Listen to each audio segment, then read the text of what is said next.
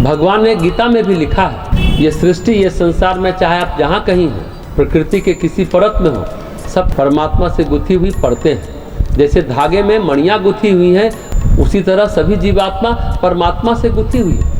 चाहे हम पितृ योनि में हो, चाहे प्रेत योनि में हो, या देव योनि में हो, या गंधर्व योनि में हो, यक्ष योनि में हो, तो धागा और मणियों के बीच जो संबंध है वही भगवान और जीव का है।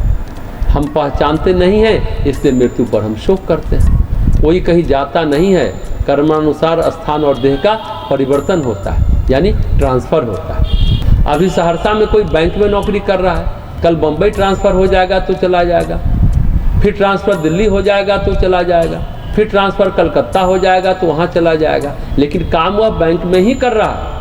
उसी तरह प्रत्येक जीवन और जीव प्रकृति में ही है। जब तक वह प्रकृति को पार नहीं करता, यानी कर्म शून्य नहीं हो जाता। अगर ट्रांसफ़र हो गया, चला गया, तो हम उसे टेलीफोन कर बात कर सकते हैं। बात आसानी से संभव है।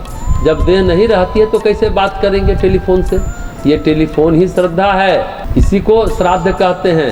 श्रद्धा से उत्पन्न हुआ मृत्यु, श्रद्धा से उत्पन्न हुआ कृत्य, श्रद्धा से जुड़ा हुआ कृत्य श्राद्ध कहलाता है। भावनाओं से कुछ श्रद्धा पूर्वक देते हैं, वही श्रद्धांजलि कहलाती है। श्रद्धा एक ऐसा भाव है कि आप उससे जुड़ जाते हैं। आप जो देना चाहते हैं वे दे पाते हैं, जो करना चाहते हैं आप कर पाते हैं।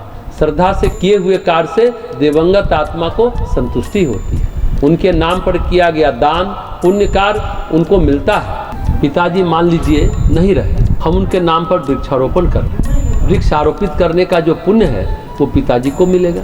ये बहुत महत्वपूर्ण तथ्य है और महत्वपूर्ण सत्य है जीवन में। एकादशी में कथा आती है, एक राजा मर गया। सपने में पुत्र को कहा, हम अटके हुए हैं, अगर तुम एकादशी का पुण्य दे दोगे तो हम उच्च स्थान पर पहुंच जाएंगे। तो जीवात्मा का स्थान कर्म के अनुसार तय होता है। शुभ कर्म या अशुभ कर्म से, और जीवात्मा आसक्ति के डोर से बंधी हुई होती है। जीवात्मा जहाँ जिस स्थान पर है, हो सकता है पुण्य की पूंजी कम हो गई हो, इसलिए श्राद्ध तर्पण का विधान है, या उनके निमित्त एकादशी अनुष्ठान इत्यादि करने का विधान है। मान लीजिए कि आदमी यात्रा पर गया, जयपुर गया, उसके पास पैसा खत्म हो गया, धन नहीं है क्योंकि ज़्यादा दिन रुकना पड़ गया। हमने सोचा कि पैसा खत्म हो गया होगा, तो मोबाइल से पेटीएम के माध्यम से पैसा भेज दिया, पैसा मिल गया।